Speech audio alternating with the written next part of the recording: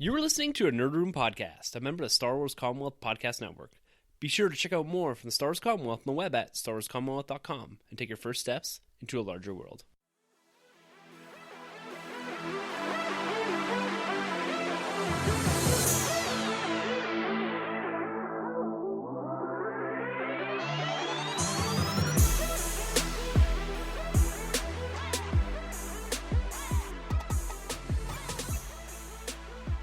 Hey everyone, and welcome to the Nerd Room. We talk all things Star Wars, Marvel, and DC. This is episode number 140. We'll be discussing New York Comic Con 2018 highlights and discussing the future of Spider-Man in film. I'm one of your hosts, Tim. I'm Troy. And I'm Sunjay. Feels great to be back, boys. Yeah. It feels like it's been longer than a week since we last podcast, but it's literally been a week. A week to the same time, yeah. Almost exactly. And you know what, guys? We're here for another exciting week in discussing Nerd. It's been busy. We're going to catch up on New York Comic Con. We're going to discuss this Venom phenomenon, if I can really call it that. Yeah. This thing is charging through the box office, and it's putting in question Spider-Man's future in the MCU, possibly. We're going to talk about a little bit of that later. But first, like we always do at the top of the show, you know, we missed it last week. We missed it the week before because you guys weren't here. But I got to know, how's the last 3 weeks in Nerd been for you guys? Has it been 3 weeks? It has been 3 weeks since we've done this, yeah. Oh, man. Well, I've been on a chill zone then because I got a couple action figures. Well, I finally completed my Marvel Selects, so I put that to rest. I put it to bed. I finished it strong with my homeboy Spider-Man Homecoming. Nice. So I finished it with that. I picked up the all different Wolverine X-23 though, Nice. the female Wolverine. I've been looking everywhere for that, so I'm so glad I found that figure. And a couple comics that I got from the States. I'm waiting to get those, and that's about it, man. It's been a really chill, slow time for me for collecting right now. Nice. You know, just saving up for The next for hot when toy. that- The next hot toy. I'm looking at like a Finn hot toy right now, but I told you before I'm also looking at a Man of Steel Zod hot toy that I might get my hands on. But if I get those guys, then I gotta get Wonder Woman because she looks really good. Yeah. And I gotta get my hands on Batman. So That's right. Down that tough. rabbit hole, man. Yeah. It is, man. I'm You got going down. Aquaman coming out too. I mean, you Oh, can't- that suit. that suit. Maybe a Black Manta hot toy. If they can improve the Cyborg costume and the Flash costume, I might have to dive into it. And Oh, release, get like, the some whole footage of league. Nightwing. Wow. Yeah, I mean, but they're going to reboot the whole series, right? So maybe it's not Oh, worth it. okay. I don't know. see how you're going. Well, it's Wacky Wednesday, I guess, because it's opposite day. Yeah, it's Yeah. also Tuesday. Yeah. And it's released on Thursday. Yeah. Well, you know, this is the first episode that you can listen to the Nerd Room and legally be high. This is true in I Canada. see In what you're Canada. saying. In Well, Canada. well, in certain parts in the U.S. Yes, high on marijuana. and Gotta life. qualify that. Yes, congratulations to those that are now buying legal weed. Yep. We are so much funnier now. Yes, you particularly. They're like, wow, Sunjay really got funny. I don't know what happened. I tolerate him now. Before he used to be the most annoying one, but now, you know, his high-pitched voice really suits me. The best. I had to sign a new alcohol and drug policy at work because of this. Wow. Saying Yeah. that you would take it or you wouldn't. That I wouldn't. Be Well, like, not that I wouldn't. Only but the that, cool kids take it, Tim. Yeah, I had to register if it was medical, which I don't do. So If you say it's medical, your benefits pay for it. So I don't know if it does or not. I don't actually. I have no idea if it does. I or don't not. know. It's a We'll good try question. I don't know. I'll make up something that's medical that I need it for. Glaucoma. That seems to be. That coming seems up. serious Yeah. though. I don't want that. No. Packing brownies for lunch? Yeah. The bake sale will be a little bit more fun this time. Yeah, man. The Nerd Room bake sale. Well, before dipping into the weed shop, what have you been picking up in the last couple of weeks? You know, I picked up some good steelbooks. It's Halloween time, so I got The Shining and the original It on steelbook. Cool. So getting those. And then the newest MCU film, the 20th, Ant-Man and the Wasp. So pick that up. Beautiful steelbook. I love the white with the honeycomb design. I'm glad they went with Wasp on the front. Yeah, so Wasp is on the front and then Ant-Man's on the Oh, back. okay. It is dual. So, yeah, it's a dual thing. But yeah, no, I really like it. And I got to get some of the rest of those steelbooks. Have you watched it yet again? No, I haven't had a chance to watch it again. Yeah, because you had a comparison last week when we reviewed Venom. You said Venom was better than that. Yeah, I have to rewatch to see how I stand by my word, I guess. I'm glad someone's paying attention. And I re-listened to this like twice. Yeah. Comics, I've been really actually delving deep into them. Picking up Wonder Woman, been really liking that. Justice League Dark has been phenomenal. If you're not reading this, pick it up. It's only 3 issues in, and there's a crossover with Wonder Woman. It's great. It's one of my favorite comics. It's my first comic I read in the week, even above Batman now. So Wow. it Who's is writing really that good. one? James Tagon, or I can't remember. He wrote some Batman. He's been around. He's a good writer. Cool. Yeah, I really enjoy his stuff. So much so that I don't even know his name. But yeah, I've been slowly catching up. So I'm almost all caught up in my comics now. You know, it was a lull for a while, but I'm back in it. That's impressive. You put some work in because you're quite a ways behind on Yeah, some I of the was- DC titles. Oh, I was so far behind. Yeah, I'm all caught up in Justice League Dark, Batman, Wonder Woman, almost caught up, Aquaman, almost, Action Comics, I'm caught up. So Look at you. Wow. yeah, just plowing through. DC Unlimited over here. Yeah, really. Well, there's only one Unlimited, and Tim's been Holy hitting it man, up. it is. I'm coming back at you guys again with another huge praise of Marvel Unlimited. You know, I've done this for the last month now, but I have been doing some serious reading. I read the Iron Man Extremis arc from 2004. Unreal. Like, if you like Iron Man in the MCU, you have to go read this 6-part mini. It's not quite a mini-series, it's a 6-part arc within the Iron Man. They kind of did the Marvel reboot, #1 type thing, go back, and they retold or modernized his story, and that's where a lot is taken for the MCU. You're essentially in this arc, you get Iron Man 1, or at least the first part of it, and Iron Man 3, which is unbelievable for a 6-part miniseries, or 6-part arc, I should say. I also read the first 14 issues of New Avengers. Wow, you're really plowing through. Bendis? Yeah, yes, the Bendis run. Oh, yeah, nice, so it starts nice. with the breakout, kind of very similar to what you saw in Earth's Mightiest Heroes. That's where that is seeded from. Ah. And what's nice about it, if they're ever looking for a way to link up the Netflix series and the MCU, this arc is perfect because that's Sick. essentially what they do in the first few issues of the book. You're getting like Luke Cage, Daredevil, Jessica Jones has a piece in there, meeting up with the Avengers, and then eventually combining and creating the new Avengers, which is Awesome. really cool. And yeah, and I also read the House of M.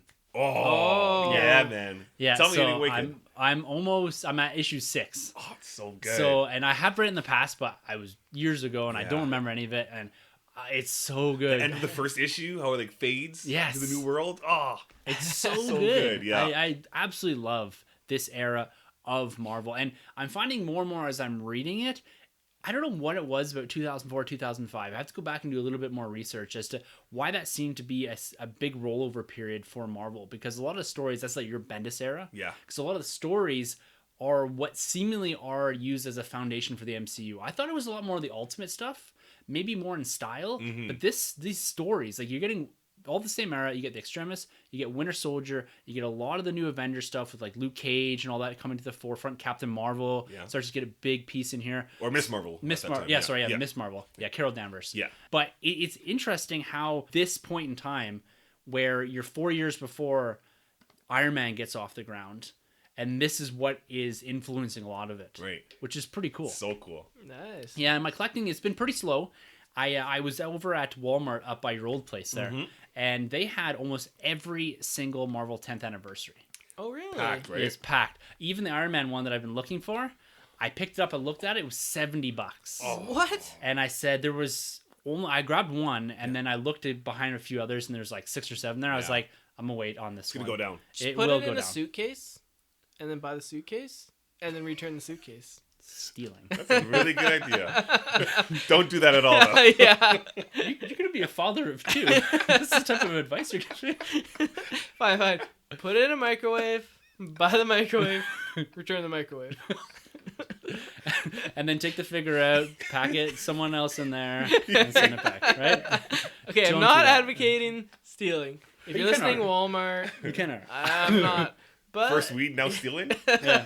Jeez, delinquent over here. well, by the end of this episode, I'm going to knock down all 10 commandments. So stay tuned. Thou shalt not smoke weed, right? That's one of them? I think so. I think that's like the 11th. It's like in the appendix. Yeah, right. I also saw in the same Walmart, I saw Wave 2 of the Vintage Collection. Right. I had the Death Trooper in my hand. Oh, I didn't buy it. no. Good on you. You know, and we'll talk a bit about this in a second with regards to the New York Comic Con reveals, the Vintage Collection. $18. I just couldn't justify it. And as much as I want to pull on that thread, there's other things I'm exploring here that I want to get into. And the Vintage Collection, I'm almost at I'm not buying anything. Right. There's some that we'll talk about here that I'm a bit more intrigued by, but when I held that Death Trooper, because if I was going to pull the triggers on that one, Yeah. or the Afra, and I decided last week that I've got the Afra set from San Diego Comic-Con that Rob Cass grabbed me, and I'm okay with that now. So I don't know what it's going to take to get me into this line. The price point is killing me. Like $18, that's, another $10 to get a Legend, or even more so, another $50, $60, $70, and you got a big Lego set or something like that. So I'm really not into the vintage collection. I want to be really bad because the sculpts look great, the card art looks great. I love the style, the vintage look with like the Force Awakens or Rogue One slapped on there. Yeah. If they were $12, if they were $11, something like that, I'd be much more inclined to jump into it. But I'm really struggling. I know a lot of people have gone head first, including Kyle over the Tumbling Saber, but I just can't pull the trigger quite yet. Is this the first release of the Death Trooper for the 3-inch? No, 3 3/4. No, they're in the highly articulated. I think they used to be the Walmart exclusives. Right. That weird small Black Series pack that they did for a while. There may have been one in that line. Right. And so it's just a repack onto the card art. Right. So, yeah, I don't know, man. It's just that price point. Because even those ones, I think, were $14. Yeah. The Walmart exclusive Black Series. Yeah. And so that's even a bit more digestible. This price point, 18. Even having it in hand, I was like, I put it back. Yeah. It's just not for me right now. Plus, you're pretty good because you have the Black Series 6-inch and you have the Elite Series. Yeah, Elite Series, right? yeah. Which looks awesome. Yeah. Yeah. Yeah. Speaking of which, let's jump into the New York Comic Con stuff. We're going to start with the collecting highlights. Just off that, the Elite Series, they're coming back. No way. Yeah, they've been gone for quite some time since The Last Jedi. We didn't get anything for Solo.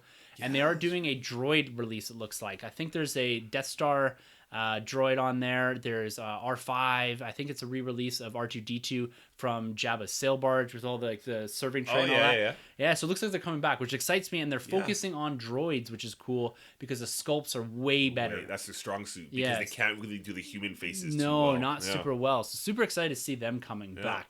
But it's really the Black Series that I want to talk about from Star Wars here at the New York Comic Con releases. And they are really going deep with these. I've questioned in the past, what do I do with Black Series? I had a moment the other day as well. I came in here and wanted to open these. Wow. Whoa. Yes. Whoa. What's going on? Is this Tim or has someone replaced him? I swear, I was really? like, just want to pose them up or what? because I'm looking at the display and I'm like, is this what I want for my Black Series series? I got like 25 in my closet that aren't doing anything. I like the way the MCU figures look set up. Oh, they're so good. Mm-hmm. I don't know what to do, man. I don't know what to do, guys. Like, I'm having a real difficult time here deciding what I want to do with the Black Series. Like, I even look at the deluxe sets, like the Biker Scout. They're very nice. And, like, the Tauntaun, the Womp. I kind of want them out. I know, I'm really struggling here. But you have the OG original 2014 line, like those ones, like taking those out, man. That's tough. Yeah, I don't think they'll come out. Yeah, you gotta keep those guys. I'm looking at some of the more recent stuff. Right. I don't know. I'm probably never gonna do it. But looking at what Hasbro has ready for us here, we don't have a movie for a year and a half here. Yeah. Collecting is gonna be a big part of keeping us interested in Star Wars outside of the Star Wars Resistance and the Mandalorian and all of it. So there's lots, but collecting has always been that holdover in between films. Realistically, when they were 3 years between films, that was what kept us interested. And Hasbro did not disappoint this year at San Diego. I keep wanting to say that. New York Comic Con 2018. They really hit the mark here with their first release of the convention, and that was an Obi-Wan and General Grievous from the Clone Wars. Now, this is the Tarkovsky Clone Wars, and Obi-Wan looks unreal. Crazy good. That beard, that face sculpt. Oh, it's Ewan McGregor. Yeah, it is Ewan McGregor. I was going to say Conor McGregor. Different guy. Ewan McGregor come to life. Yeah, to me, these are fantastic. Like I'm not that I'm not a fan, but it's not something, I'm not into that art style and all that. Yeah. But the fact that they're going and pulling from there is unreal. And make them realistic. Because that's what's so key about the Black Series. You mentioned it too with like Rebels, seeing like Ahsoka or Hera, come to life. It's such a cool format that they've done, and man, these look good. I'm not even the biggest Grievous person, but I'm definitely picking up this figure. Yeah, it looks awesome. It's carrying a higher price point. That's the only problem. Right. It'd be $30 American, which would be close to probably $40 Canadian. Right. And it would be in the bigger Gamorrean Guard. Snoke and the Guard. Big kind of case there. Yeah. But it's looks well detailed. It's got the soft goods in the cape, the 4 lightsabers. So there's a lot. There's a lot of accessories. So we'll see. I don't know how these are going to roll out in Canada, because some of these are exclusives, some of them aren't. We usually see the exclusives fall into EB Games because they also announced a Imperial Rocket Trooper as seen in Rebels. So again, going deep into the Rebels line here, we still need a Zeb. We still need a Zeb because we're getting an Ezra and a Chopper. That's right. So we're missing that. And then they also did a Luke Skywalker in Stormtrooper disguise. Now, this is kind of a resculpt of what has been done in the past, although he just has the wet hair. Yes. Like he's coming fresh out of the garbage chute. So again, using a similar buck, just in different face sculpt. Sure, okay. And then they also announced in 6-inch the Dr. Aphra BT and 000. Yeah. And we have the 3 3/4 inch set. That's out. This also quite intrigues me. I didn't think they're going to go 6-inch because they did the 3 3/4, but man, Hasbro's just killing it. And then the most important thing that they did announce, and this is for you, Troy. Oh, man. The Archives line. Yes. So this is a line that was announced at San Diego Comic-Con 2018 where they said they're going to go back and start to re-release figures that were very difficult to get. They announced the next or the second wave to this, and that's going to consist of Jedi Master Yoda, the Scout Trooper without the bike, so the biker Scout Trooper. Cool. Which they never did actually release. Individually right, packed. he's only in this deluxe form. Yeah. Okay. And also the Sith era Anakin Skywalker. Yeah, give it to me. That's Give one it to you've me. been chasing for years. Starting on this whole rabbit hole. Yeah. Yeah. Yeah, he's been chasing one Black Series, and now he has like 50 or 60. Chasing that one. Black Series. That one. I even had to make one. Yeah. Yeah, and then also the Vintage Collection, just to wrap the stores kind of collecting up here. I give my opinion on that earlier, but they did announce some pretty cool figures. You know, we got a Scarif Trooper coming, Yak Face, Bausch Leia, Gamorrean Guard, they're all revealed. And then also Luke Skywalker from Crate, so his projection image. Oh, no way. Yeah. Oh, cool. Oh, wait, that one. Sorry, I was thinking of the comic. Remember when they did the comic, the Star Wars comic? Oh, no. I was thinking of that one, that cool tunic. Okay, so yeah, the when he older fights Luke. Kylo. Oh, okay. Oh, that's cool. Grecian for men. Yeah. Trimmed up. Yeah. Yeah, see you around, kid. Okay, cool. Yeah, then they got a couple more troopers, 41st Elite Corpse Trooper, as well as Luke Skywalker and Han in the Stormtrooper disguise. So again, kind of a bit of, reusing bucks. I get it, what they're doing. But the Vintage line continues to pour out figures.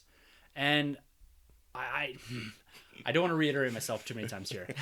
But when I look at some of these, I start to drool a little. That's all I'm going to say. Troy, where and if are you going to focus on any of these Black Series coming out? Oh, easily Anakin. Yeah. I'm going to get like 4 of them. Like, for real. Like, I went crazy on the Vader.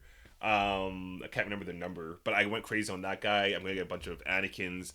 Definitely picking up Yoda for sure. Aphra, because I've been wanting Aphra in the 6-inch scale for a long time. That looks good to me. And what was the other one? Was there an R2 you mentioned? That was the Elite Series. Oh yeah, that's the Elite Series. So yeah, I think I'll probably be good like that because I'm not dipping down the Vintage. I'm not doing the whole Elite Series stuff. I only picked up, I think, a Vader and an Anakin from that one. If they gave me Darth Maul, I'd probably grab that. It's already been out. It did come out. It's a tough one to get, I think, wasn't it? Yeah, it was one of those exclusives. They only released like 12 per store. Yeah. Oh, wow. Shoot. So, yeah, man. Oh, that looks good. I'm so excited for this whole... Oh, and the Obi-Wan, of course. The Obi-Wan and the Grievous. I'm definitely grabbing those guys. Yeah, definitely. I think I'm there with you with the Obi-Wan and Grievous because of how unique they are. Oh, yeah. For me, I don't have a huge connection to that series, like I said, but I'm interested in that. But the thing that I like about what they released here at New York Comic Con was the fact that it's diverse. Yeah. Like, they're pulling from Rebels, prequels, OT, the comics. Like, there's something from everything. Yeah. Which is pretty wild. I like them seeing going deep and diverse in this Black Series line. It makes it more difficult because if you're trying to focus a little more, it's a bit harder to do because you're getting so many good figures. But at the same time, it's like Hasbro, huge thumbs up from me on this. Like, huge thumbs up. They're killing it, man. They're killing it. It's crazy. Do you think we'll ever get to the point though when we're getting like the Build-A-Figure kind of stuff with Black Series cool stuff? I'd love it. Yeah. I don't know what you do. Like, you'd have to do like a Wampa Build-A-Figure, a Beast sort of thing, maybe a big job. They've done a lot of those figures already in the deluxe sets. Right. So they've kind of gone the deluxe set route for Black Series, but to get something big enough in there, like a Grievous would be a good Build-A-Figure. Oh, that would be nice. Right? Yeah. You know, the arms build in, you get the cloak or something, the head. Yeah. I don't know, because I guess the essence of Star Wars collecting, or a lot of it, and I think they understand that, is in card. That's true. On card. unopened. Yeah. So if I'm opening these to get the Build-A-Figure, it makes it harder, right? Like, I don't think the Marvel Legends has that same stature as, like, you collect inbox. Yeah. But I don't. Yeah. Yeah. And so I don't know if people hold it to the same light as a Star Wars collecting. Right. So that's probably where they've gone. And I like the deluxe sets a bit more. Mm-hmm. I wish I could get more of them. It's just the price point is killer. It is. And especially they are pretty decent to display too. Because sometimes you run the problem with deluxe sets, it's hard to display. But Black Series does such a great job of doing it. Well, and that's the thing, and that's what they've acknowledged, right? This is a collector series, so it's super conducive to putting on a shelf. Like, the Jabba looks great. It's all even the Wampa, the way it's displayed with the Luke's upside down. Yeah, like he's in the cave. Han shot first kind of thing. Yeah, the Cantina set with the two of them. They're sitting on chairs with the table in front of them. So they've made it a real appealing piece to put up in a nerd room, which is really nice. But yeah, Hasbro's killing it. They're also killing on the Legends line. Like, I want to be more into Legends. And they're delivering here. We're getting 2 more Children of Thanos. You complete that set out. I have to search for the Build-A-Figure, the Black Dwarf, on eBay at some point. Because I'm not going as deep to grab into the comic figures to build that out. Mm-hmm. But we're getting Corvus Glaive and Ebony Maw here. Yeah. Which are 2 characters that I really liked from the film. They didn't have a ton to do. But the look of them, they're great. And where they're pulling from, the Hickman run, awesome stuff. And then there's also this new X-Men line that's coming out. Another wave of X-Men 90s figures. Awesome. We're getting Forge and Jubilee, which I know you're loving. Oh, that yellow coat, for sure. Oh, man. And then there's going to be inevitably another Spider-Man wave. And then we've got a 2-pack here, Black Suit Spider-Man with Kraven the Hunter. Mm-hmm. The Last Hunt, we just talked about that last week. Oh, yeah? Yep. Yeah, so it's all coming. And they seem to be, again... I think the collecting or the figures are always pointing at something. Mm-hmm.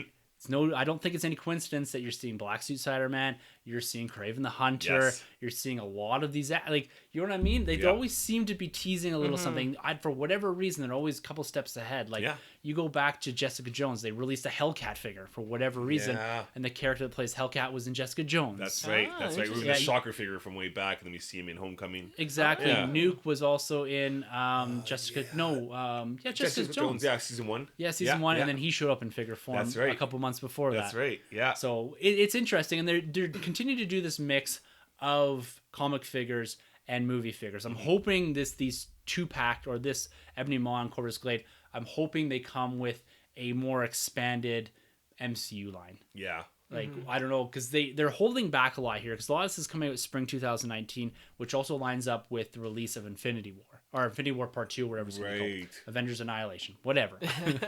So it seems that they're holding a lot back here, but it's nice what they've done with the conventions when it comes to collecting. They're releasing things pretty slowly over the course of the year. So it's not all you get everything at San Diego. You kind of get this kind of trickled out through the year. So we have this ability to build excitement for the next new big thing.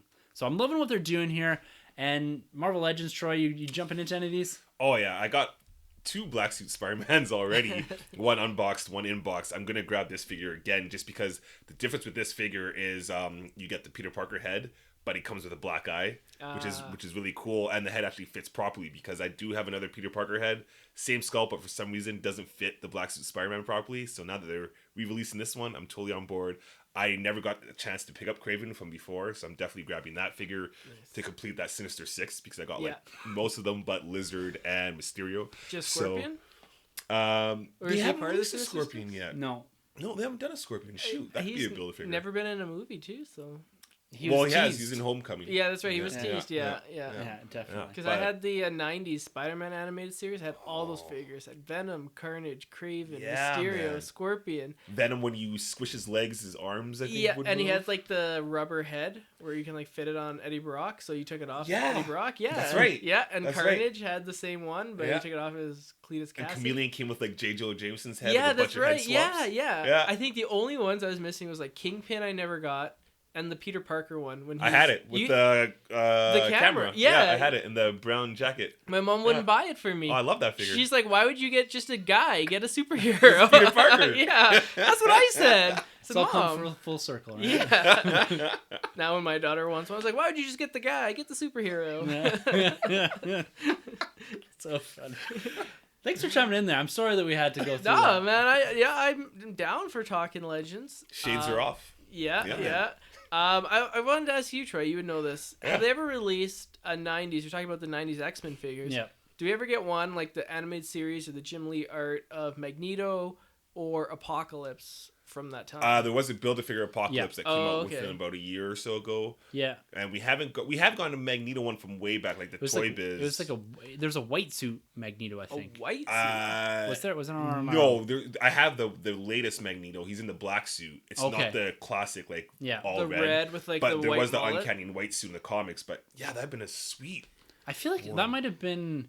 I'm wondering Was it if a select? or what's the? It was the Artie Granoff art, and they did. I can't remember what it is. It's one of those kind of mid-range sculpts, like a Artifacts or something like that. Yeah. They did a line of his Artie Granoff's art. They did. X-Men. I think it was a white suited Magneto. Yeah, from the Uncanny, because that's cool. when Cyclops had the new black suit. Yeah, the black red. suit. Yeah. Yeah, and they had the white Yeah, that's what Magneto. I'm thinking of. That's right. Yeah. Yeah, those are pretty sweet too. Those are cool. If you're That's looking cool. to not quite get into the Hot Toys, it's like your next step. Like they're usually in like the $70 range. They look nice, those things. Yeah, they're Love absolutely them. beautiful. Yeah. Ooh. Well, I've kind of been thinking about dabbling into X-Men. Yeah, man. I love the show. I love the movies. I was thinking I think there used to be a Magneto solo run.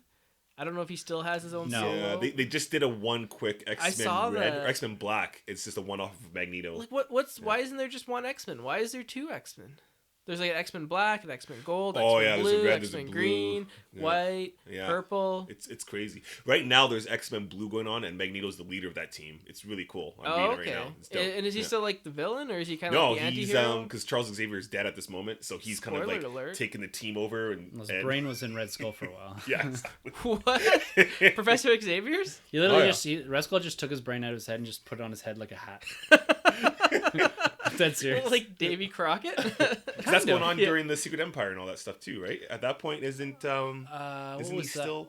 Yeah, because that's why Cap wants. I thought there's something to do with Cap and. No, that was the cause. That was Kobik, the cube that did all that. Yeah. The cosmic cube, but that was what was that called? That run where Access was it Access? Yeah, Access. Yeah. And everybody reversed. Yes. Yeah, that's why we got Superior Iron Man. Yeah, it was kind of exactly. Yeah, he turned out to be a dickhead for a yeah, while. yeah. Very short More period. so than normal. Yeah, very short period of time. Yeah, I forgot about all that. It's a good run, actually. Yeah, it wasn't too bad. So you're saying it's very confusing to get into the X-Men. X-Men's always confusing. Yeah. It's always confusing. Just Just pick up X-Men Blue and Gold though, and they'll put you in the right direction. Or just go back to the House M. Yeah, well, I actually found those That era at the is great. flea market for like $2 an issue. Yeah. So I have them. I just haven't read them yet. So maybe I'll give them a go. You can just jump straight into it. You don't need almost no context. Yeah. It catches you up in a hurry too. Yeah, with, if you know, and it's what they do nicely. It's more or less the X-Men you're familiar with. Like Emma Frost is like one of the main leaders. Scott Summers is there. They're all there. Yeah. Charles Xavier, and then you got Wanda and Pedro and Magneto. Magneto's a badass. Oh, so good. I'm gonna say a bold statement. He's the best villain. Well, when he was a villain, he's the best villain of Marvel. Him and Doom and Thanos. I don't. Doctor Doom's had his heyday too. Yeah. Really Doom's up there, but to me, Magneto has always been Magneto and Apocalypse. To me, have been like the two because they're so like was ruined for me by X-Men. That movie. I think Apocalypse is kind of overrated, but if you do Doom Secret Wars 2015, he's pretty cool. Yeah, he's had a good run the last couple of years. He has. Yeah. He's had a really good story because even when he was the infamous Iron Man. Oh, of course. That was great as well. Oh man, I love that one. Yeah. Yeah, 2 volumes. Oh, yeah. So good. Dumashayev, the internet troll. Yeah, the garbage bag man. So bad. Okay, can Doom actually in the comics like make people's head explode like in that movie, or is that just like something from the movie? Well, he's kind of got one of those power sets that he just goes up and ambiguous. Down. Yeah. He's like a sorcerer, but he also dives in like technology. Yeah, he's somewhere between like Doctor Strange and Iron Man. Exactly. Oh, okay. Exactly. That's why I like never could like get into Doom because he looks badass and I love the look of the character, but I just never know like what he does. Yeah, it's not like as definitive as Magneto, who can move metal around and. That's a fairly defined power set. You know, who can't fight him? Wolverine. Ever. But Glassman, he's got him beat. Yeah. But Doctor Doom's again one of those characters that fluctuates. Like Kang the Conqueror's like that too. I like him because of time travel, but he's kind of wishy-washy at times. Yeah. Thanos even at times is like that. Sometimes he's a god. Sometimes he can get beat up by one person. Yeah. You know, so that's comic books. It's comic and I love comic books. Exactly. Yeah. Speaking of which, we're going to dive into a little bit of what was revealed from New York Comic Con on the comic side of things. Now, it was pretty quiet for Marvel and DC, they really didn't show up this year to New York Comic Con. There wasn't a whole bunch really announced at a DC other than Flash Year One. Yeah, I saw that. Who's writing that one? Did they say? They did, but I don't have it here. Okay. Sorry, but We are. yeah. Nice. And from the Marvel side, not a whole bunch except from the Star Wars world. They announced a whole slew of new books and also a few that are ending. Now, Poe, the ongoing series, is done. It's ended at issue 31.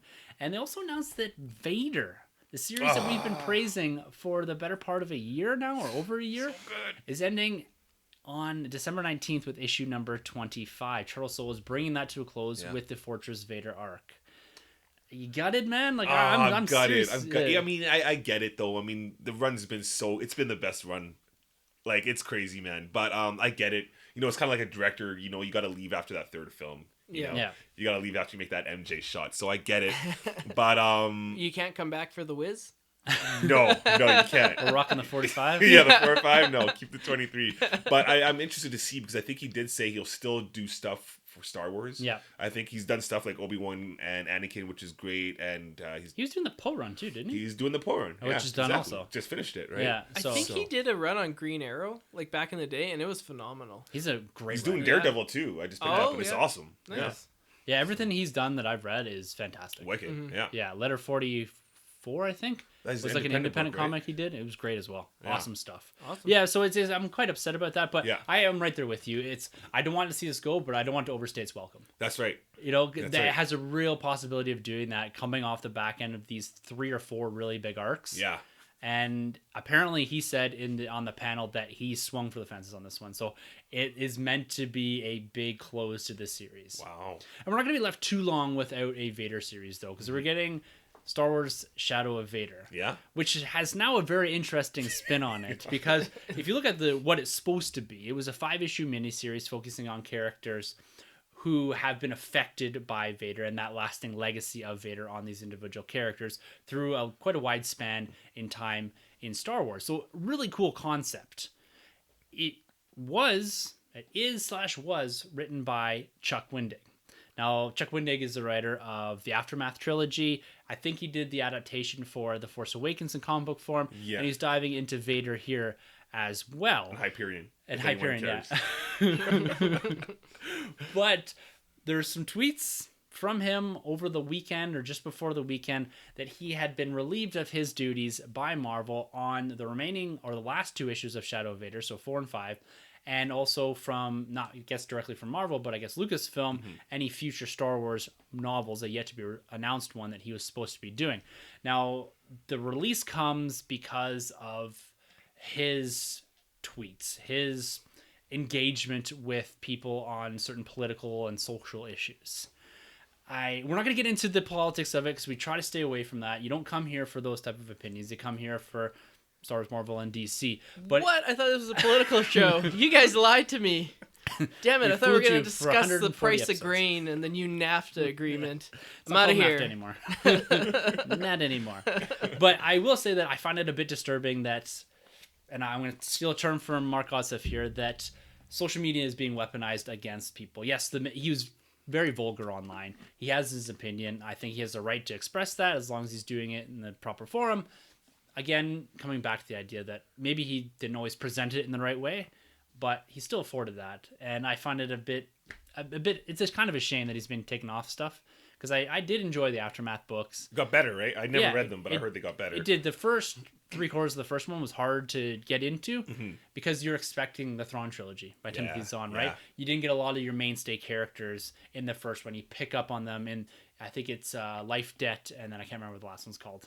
But yeah, you know, as far as there's, you know, calls for boycotts and all this kind of stuff, I'm not going to do any of that. My whole thing is I support him in the past. I'm going to continue to support his work that he does in Star Wars. I'm definitely going to buy the first 3 issues here, and we'll see how this all goes. I don't know if you guys got anything you want to say, or just want to leave it at that. I don't got anything to say about. I don't got anything to say about the situation. It's the actual book itself, though. I find will be kind of interesting just to see the perspective of people encountering Vader. I think that's kind of cool.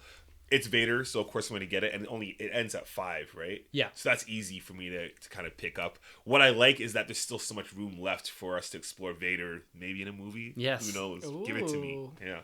Interesting. Yeah. Yeah, and this being a very unique take on Vader. It's not. Yeah. I don't think it's like focused on Vader himself. No. I think you'll have appearances, maybe telling a little bit of a backstory, but it's gonna be more about his effect, which is something that we really haven't seen on random characters too. I think. Well, that's the coolest thing because I was so intrigued by the best Claudia Gray. When she wrote Bloodlines, she explores the fact of the aftermath of how how Leia felt after her encounter with Jabba the Hutt and her encounter with Vader, what happened in episode 4. I thought that was really cool and something we haven't had enough of. So again, this book here or these comics, I think it's going to be really cool to dive into that kind of aspect. Yeah. Yeah. Really awesome. And the last thing that we're going to talk about here before Sunjay comes back on the podcast. I was having a nap. What's going on here? Is Star Wars Age of Republic, Resistance, and Rebellion. So this is a 24-issue one-shot maxi series, they're calling it, in Star Wars. So they're splitting Star Wars up into 3 eras here. We have the Republic, which is the prequels, the Rebellion, which is the OT, the Resistance, which is the new saga films. And what they're doing is they're releasing one-shots focused in those eras on heroes and villains. So I'm just going to run down this list of characters that we're going to get here, and then we maybe just briefly touch on what you're going to pick up. Right. So running down this list, this is the 24 issues. This is going to be released between, I believe, this December and next July. So a lot to be released, 2 a month. So we got Qui-Gon, Maul, Kenobi, Jango Fett, Anakin, Dooku, Padme, and Grievous for the Age of Republic. We've got Lando, Jabba the Hutt, Han Solo, Boba Fett, Luke Skywalker, Grand Moff Tarkin, Leia, and Vader for Age of Rebellion. And we've got Poe, Snoke, Finn, Phasma, Rose, Hux, Rey, and Kylo for Age of Resistance. So a lot of really great characters in there. Yeah. That's a huge list. I know that was really hard to take in. But for me, the standouts are like your Qui-Gons, Jabba the Hutt, Grand Moff Tarkin, characters we haven't seen explored too much in any media outside of the films and some of the cartoons. Right. So there's a lot there. And they're one-shots. So for instance, when you go to the Age of Republic, there's 24 issues, but each issue focuses on one character. There's 24 issues in total. Oh, for the whole 3 parts. And so that's split between each 3 parts. It's going to start with the Age of... So the prequel stuff first. Right. 2 a month. It's going to start with Qui-Gon and Maul, the first 2 to the gate. Oh, okay. And then it's going to be Age of Rebellion and then Age of Resistance. So it's 24 in total. Oh, okay. And it'd be just one shots, one quick story going back to... So the Leia story, I think, is focusing on her in Return of the Jedi when she gets the Bausch costume or Cool. the bounty hunter costume. Cool. So it's going to be kind of, the Force of Destiny stuff where they just pick up a random... Like an time frame. anthology kind of thing? Yeah, they just pick up a random place, tell a little bit of a story, put the character back down. Cool. Yeah, Cool. so kind of interesting. Yeah. One-shots, I think, are very digestible for certain characters. Mm-hmm. Whether you're picking or choosing or doing the whole thing, like I think I'm going to try to do. Cool. I think it's going to be quite interesting. Yeah. It's going to be a lot of fun, at least, seeing them explore some of these characters, particularly that we haven't got in the past. Yeah. So lots of fun there from Star Wars. And I think that's where we're going to cap this thing for New York Comic Con. There's maybe a little bit more to discuss in the future, but let's try to keep that to our Weeks of Nerd as we see these new characters. Yes. As we see the new Legends and Black series falling out here. Because what's been announced both from a comic perspective in Star Wars and the Black series and Legends has got me super hyped for 2019 already. Like, I'm starting to make space in here for some of these new figures that are going to be dropping on us here. Now, we're going to do something a little bit different here for the next 2 minutes or so. So we've put a bit of requests out to our friends in the Star Wars Commonwealth and our friends from around the podcasting world to give us just a short 2-minute promo. So we never do ads or anything like that in the podcast here. But what we want to do is create a little bit of space to give some promo time for our friends around, podcasting, the Commonwealth, whatever. So you're going to hear from one of our friends right now.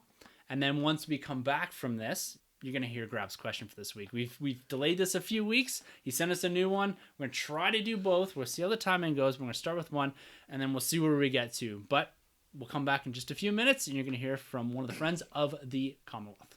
Hello, listeners of the Nerd Room. I'm Carlos Candido. You might recognize me as one of the hosts of the Sith Disturbers and Tumbling Saber podcasts. I also host my own podcast called Thinking Out Loud, which you can find on Apple Podcasts, Spreaker, Spotify, and iHeartRadio. What you might not know is that I am primarily a musician, singer, songwriter, poet, producer, and artist.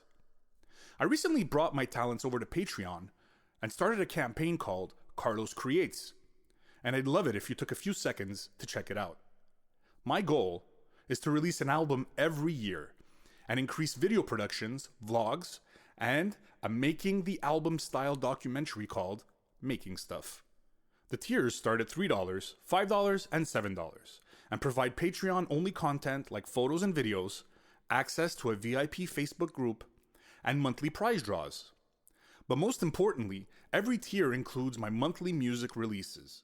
Every month, you'll get a downloadable MP3 in your Patreon feed. New music every month as an exclusive. All the details of the tiers can be found at patreon.com/CarlosCreates. Finally, I'd ask you to check out the Tumbling Saber podcast and all the other podcasts that make up the Star Wars Commonwealth Podcast Network at starwarscommonwealth.com. And now, back to Tim, Troy, and Sunjay. All right, guys, welcome back. We hope you enjoyed that. It's just a couple minutes there, promos, and you're going to see them maybe popping up every other episode or every episode, depending on how many we get.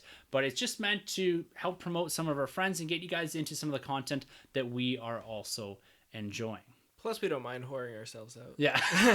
Sunjay. So candid. Gotta love it. We're gonna have a sponsor for Grabs' question of the week. Like the Toyota Tundra. Grabs question of the week.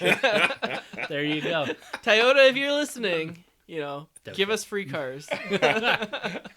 All right, so I'm excited for this question. He sent this to me last night, and he was a little upset about the title, but I'm going to read it anyways. But he's just got a simple question.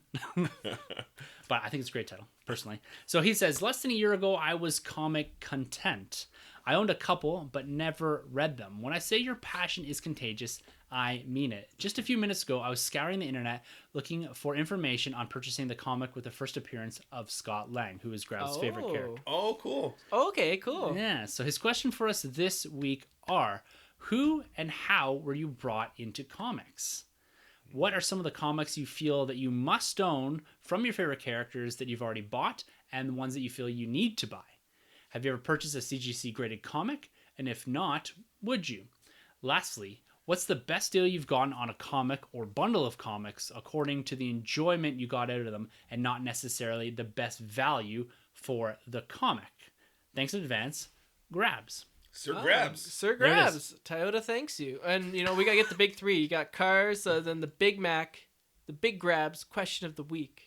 Make sure you grab yourself a Big Mac and a Coke for Grabs question of the week. Just so you know, Sanjay's holding a Big Mac in his hand. I'm having one right now. So good, McDonald's.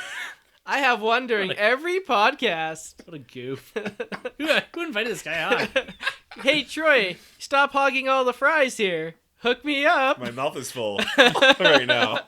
Tim's so salty because he got those Wendy's fries. But here at McDonald's, we are so happy. I've got to work with this. Every Tuesday. No, I'm just kidding. Sunjay. Yes. How did you get into comic books? Okay. How did I get my comic books? My older brother actually collected comic books when I was a kid. He's quite a bit older than me. He's I gotta do math now. He's 7 years older than me. So he picked them up when he was a teen, and I was like 7 or 8, and I thought they were super cool. But I wasn't quite ready to handle them because I was the rambunctious kid. So they always remained this like mysterious thing that I had in my basement. My brother had. So as I got older, I got looking through the boxes and looking at the covers and like, this is super cool. Like he was collecting in the 90s. So he has like a lot of like those 90s with like the special editions and like the pouches and the guns. So many pouches. Many pouches. And he has like the Dark Fall series or the Dark Knight when he Batman gets his back broken. Nightfall, that's the one. Yeah.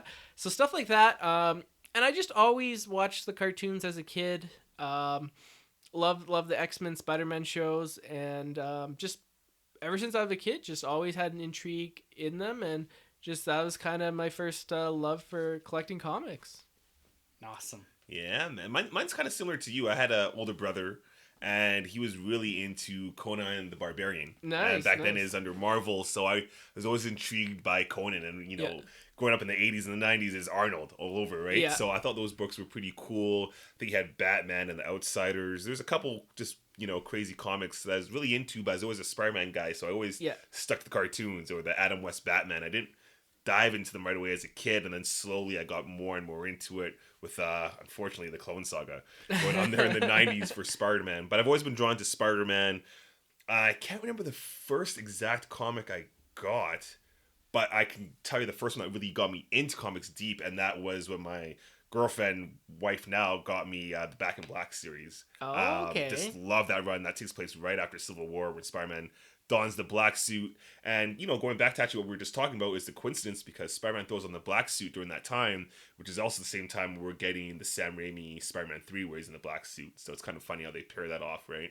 But yeah, man, Back in Black, Spider-Man, Civil War going on there. That's what really, really got me into the comics. So now your wife can't get mad if you spend so much money on comics. No, 'cause it's her fault. Yeah. Oh, yeah. Yeah. Completely. She was your dealer. Yeah, big time, big time. Yeah, she'd mail me the comics because she was out of town back then. Oh, okay. Yeah. Oh, yeah. Nice. Awesome. Now, Yeah. I come to the table quite a bit later in the comic book game. You got, you had influence from other people. My influence was directly from the MCU. Yeah. I was not a comic book reader pre-MCU, and I didn't even hop on the MCU bandwagon until, I think I've told the story before, until Captain America. Yes. Right. We were driving to our vacation spot, 2011, the summer there, July, and we stopped and I said, I really want to see this film. So we go, watch it, loved it, game over from there. And actually, I pulled out the very first comic book I ever bought. It's sitting on the table right here. It's called Avengers X Sanction. Now, this didn't come out till February 2012, so my timeline's a bit fuzzy there. I think what I originally had done is, so I guess technically this is my first floppy that I ever bought. So when I saw Captain America: The First Avenger, I went and bought trade paperbacks of the Avengers starting from number 1, Thor starting from the number 1, Captain America starting from number 1. Like the number one. Yeah, from like it was the really 30s really and 40s. hard and not a great decision. So you still have those here then? Yeah, they're trade paperbacks. Oh, okay, They're not yeah. the It's the original volumes, right? Yeah, I actually have Avengers number 1. Yeah. Right there, like the actual one. But Way to gloat. it's right there. But those are really hard to read. Those comic books from the 60s and that. 63 and 62 is the Thor. It wasn't a great avenue in, but when I did come back and I finally worked up the courage to go into a comic book shop, I was always very intimidated by it. I don't know why. I just felt like I didn't know enough and I was wandering around, but I'd heard a lot, or I was reading a lot, and that's when I really got into looking up online about films and the production and set leaks and all this. That's when I started really doing all that. And then this Avengers versus X-Men was coming out. This X Sanction was a 4-part miniseries that led into that. So the MCU was my big driver. The end of the Bendis era is when I got into comic books, and from then on it's been just pure love. Like I've always been a Star Wars collector, I've always been a Star Wars fan, and that's where my fandom sat for a very, very long time. And then I started to share a bit over into Marvel, and now they've kind of come up together, and almost in reverse, because Star Wars comics I really started to get into in the last couple of years when they rebooted them at Marvel. I didn't do a lot of the Dark Horse stuff. Brian Wood did a series, his last series when it was with Dark Horse that I collected. The Origin of the Jedi, is that one? No, it was it was a story in between A New Hope and Empire, I believe. Okay. And it was the first time they had gone back to that era for a long time and told a new story in there. And then that all was decanonized. And then that's when I really started going feet first into Star Wars comics. So it's been an interesting ride. Almost by the way I talk, I feel like I've been in comics my whole life. Yeah. Mm-hmm. And I've got like over 1,000 back issues now and all that kind of stuff, like we all have. But yeah, it's been a hell of a ride. Nice. I absolutely love it. Now, what else did Grab say here? Comic books that you want or you've already bought from your favorite character. What are your must-owns in the Spider-Man universe? What are your must-owns in DC world? Yeah, for me, there's a couple. The first one is I got to get the first appearance of General Zod. He's my man. He makes that appearance in, I think it's like a Jimmy Olsen comic book of all places. For whatever reason, like supervillains always made their appearance in Jimmy Olsen. Like Happy-Go-Lucky, like Darkseid. Yeah, Darkseid was one. Yeah, That's the guy I was Darkseid. thinking of. Yeah, Darkseid and General Zod. So that's the one I gotta get, and of course the first Justice League issue. Gotta get that. I mean, like going back, like it would be like insane to own like Action Comics #1 or Detective Comics 27, but those things are just way too pricey now. That like I would have to win the lottery to even consider getting those ones. But you never know. Let's just stop buying steelbooks for a couple weeks. Once you get that streaming device set up, you're good to go. Oh yeah. Once I launch Sunny streaming. yeah, straight into your homes, 24 hours a day. Sunjay streaming. It's a huge promo episode for Sunjay. Sure, Spider-Man books. What are you looking for? Yeah, of course. Spider-Man #1. Well, Amazing Fantasy #1. I'd love to get my hands on that. I got it on the Masterworks, which is just, a trade system back for the 60s runs. But I'd love to get the night that Gwen Stacy died. I'd love to get that issue, obviously. Yeah. That'd be cool. When he gets the black suit in Secret Wars, that would be pretty sweet to get my hands on. It's a tough one to get. That's a tough one. I'd love to get a first issue of Batman, or the classic Batman and Robin when they're swinging with the yellow background. Yeah. That would be cool. That'd be really cool. Yeah. How about the first appearance of Nightwing? Oh, that'd be sweet. Out of Judas Contract. Yeah, I think it's #3. Really? Because I have issues 1, 2, and 4. And I was like, I can't find #3. And then I was like, oh, that's the first appearance of Nightwing. And it's going I'd love to get my hands on it. Even though that costume was terrible. What do you mean? The blue with the suede? Blue, yellow is tacky. But I'd like to go back and do that. One thing that I always wanted to do when I ended up doing it was completing the pre-New 52 run when Nightwing takes the cowl from Batman and becomes Scott Snyder. Batman. Yeah, well, Grant Morrison and Scott Snyder, that whole thing. So you get the team up of Batman and Robin. So you get Nightwing and Damian, which is an awesome dynamic. And then you also go back and you get Nightwing as Batman, which is just fantastic, going all the way up to Batman Incorporated and then going into New 52 Batman and then Dick Grayson's run in Nightwing. So, that's about it for me, man. I'd love to get my hands on a Justice League too, of course. Avengers #1. I might just take it right now. Yeah, we should just draw our own and just leave it there and see if Tim notices.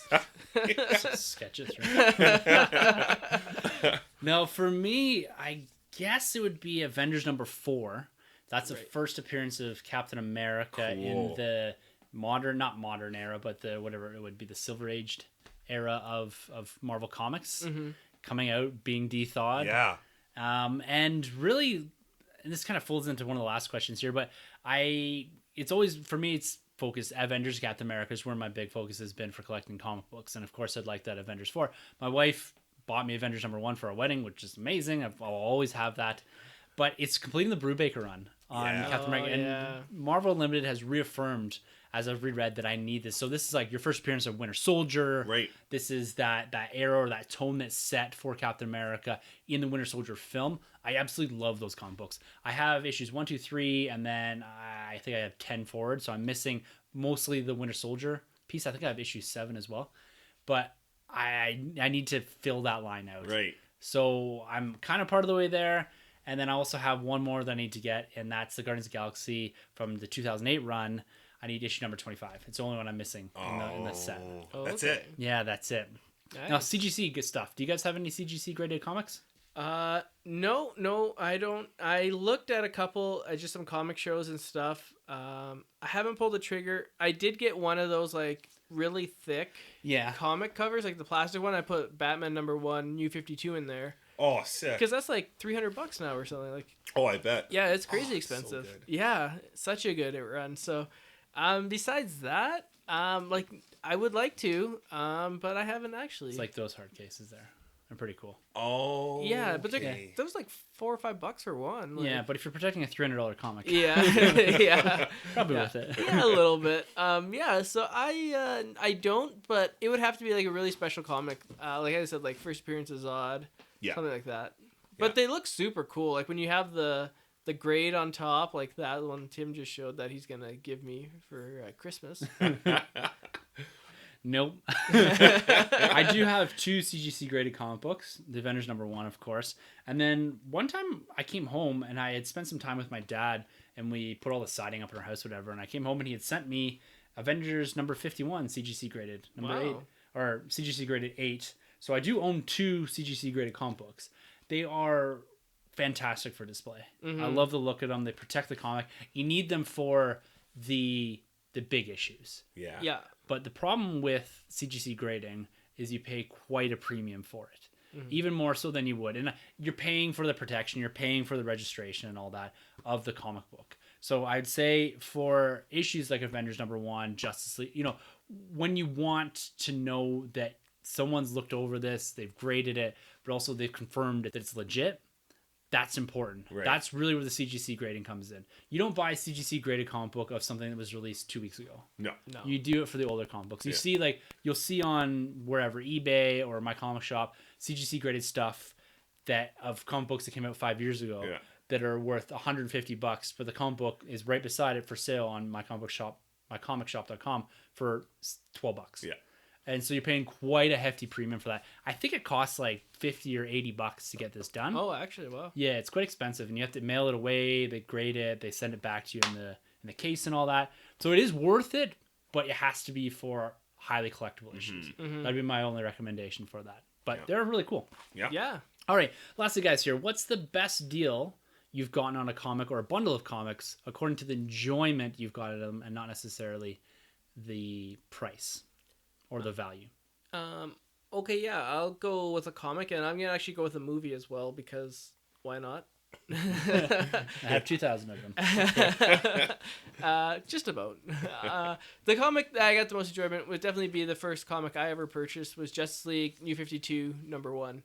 So the run with Jeff Johns, with getting the Justice League together, as a New 52, everything had rebooted from scratch. I just love that. That was the first book I read, and it was the first comic book that I had bought and fell in love with. So that one I've been reading, and I read it so much that I had to buy the trade, because I'm like, man, the pages are getting a little bit damaged here, like an 8-year-old kid. So I don't know. So I got the trade now, so I read that. And the movie would actually be Dawn of the Dead, the original George A. Romero from the 60s.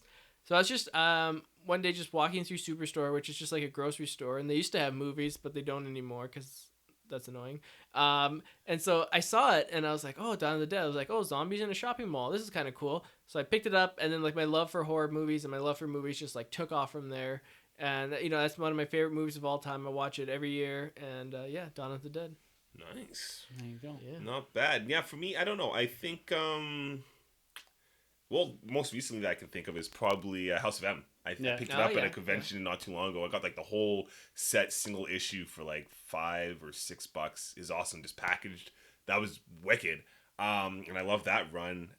I could also think of, for a trade, probably Batman, Scott Snyder's Court of Owls. That got me heavily invested in New 52 big time, especially because they didn't mess with Batman too much, because it's a reboot kind of relaunch, except for the fact that the Robin's age gap was weird. Apart from that, though, that Batman is the same Batman from the pre-New 52, so I loved what they did with the Court of Owls, literally turning the pages upside down as I'm reading this book, because there's a cool spot that they do there. So that's the only ones I can really think of. Really, off the top of my head right now. Do you think a Court of Owls movie would work?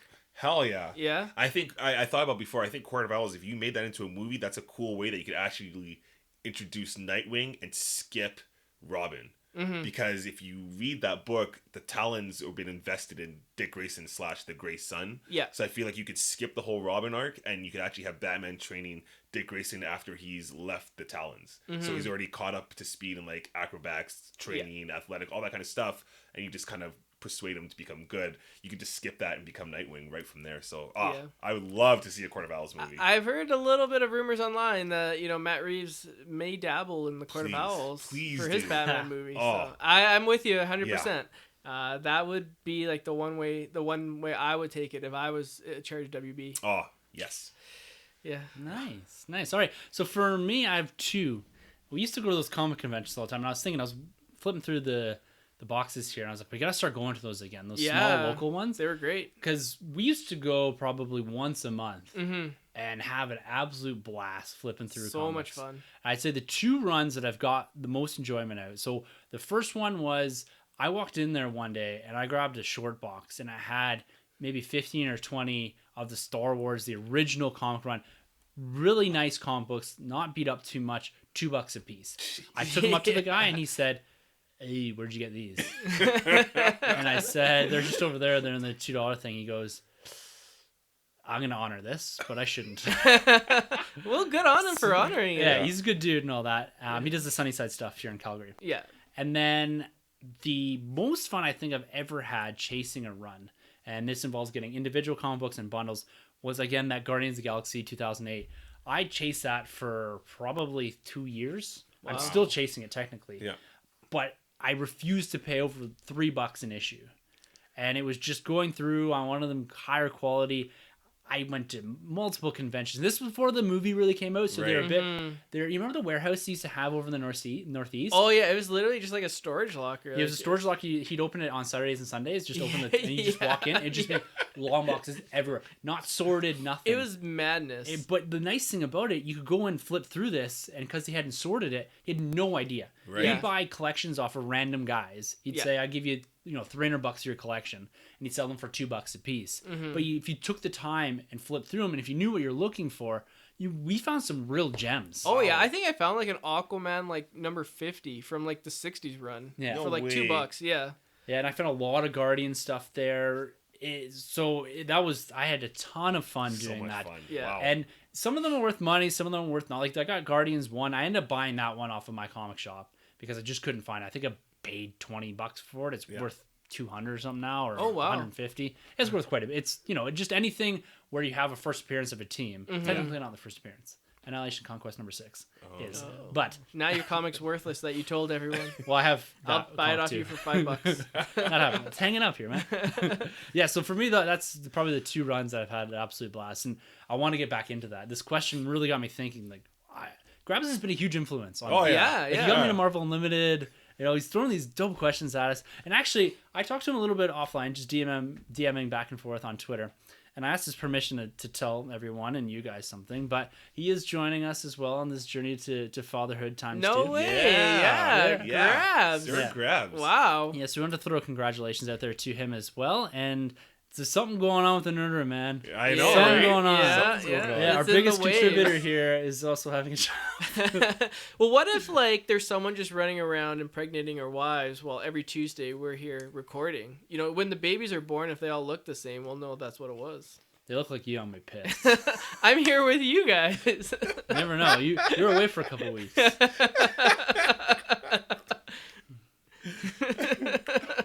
For once, I am speechless. So I've recorded an episode of TSW Comics with Rob Cass and the special guest on there as well. You guys, actually, I'll say it here because you hear it at the same time, drops on the same day. Mark Godseff rejoined us for TSW Comics for an episode, and they're making fun of us a little bit at the end, saying that there's a story there, and they want to get you on like an After Dark Side, Sunjay, because they figure there's a story, a key party of some sort. So. Oh man, I got Tim's keys. Rules are rules. Yeah. You can't go against the power of the keys. It's a very distinct look of my child, if that's the case. All right, Grabs. Congratulations, and thanks again for being such a huge contributor to the show. We always have a blast talking about those. Yeah, and you were talking about the comic run, the comic convention, the comic shows. I think there's one coming up in November. Yeah. So I think we should make a point to try to get to it. Let's do it. Let's do it. I haven't been in like months. Well, funny enough, my wife says to me the other day, I think there's one a couple weeks ago. Maybe, yeah, there was. I just missed it. Yeah, late September. She says, "Are you gonna go?" And I was like, "Excuse me."